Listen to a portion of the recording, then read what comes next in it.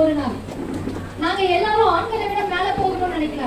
ஆனா எங்களுக்கான இடத்தை நாங்க எடுத்துக்க தான் போராடுறோம். பெண்கள் எப்போதும் துணிக்கருவியாக மட்டும் பார்க்கப்பட்ட காலம் மாறிவிட்டது.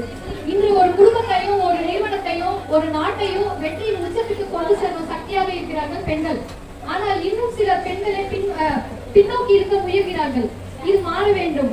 இந்த நிலை மாற வேண்டும் என்றால் நம்ம தமிழக வெற்றி கழக தலைவர் நம்ம எப்படி பெண்களை முன்னேற்றி நம்ம எல்லாம் முன்னேறணும்னு நினைக்கிறாரோ அவர் ஒரு மாற்றம் உருவாக்கணும்னா புதிய தலைவர் வரணும். புது தலைவர் வந்தாதான் நமக்கான ஒரு முன்னேற்றம் கண்டிப்பா கிடைக்கும்.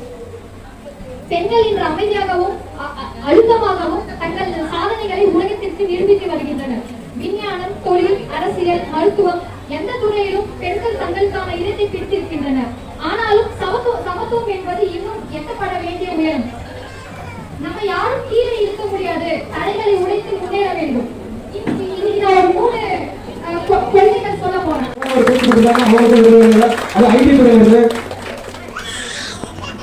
சின்ன பொண்ணெல்லாம் கிடையாதுங்க, சிங்க பெண்கள். இங்க வந்திருக்க அனைத்து சிங்க பெண்களும் 18 வயது நிரம்பிய போதே சிறுவர் பெரியவர் கிடையாது, அவங்க பெரியவர்கள் தான். அனைத்து இதிலும் சிறப்பாக பேசி முதல் பேச்சாகவே முன்னே வந்து பேசிய அன்பு சகோதரி திரு மீனா அவர்களுக்கு என் மனதார வாழ்த்துக்கள் தெரிவிக்கிறேன்.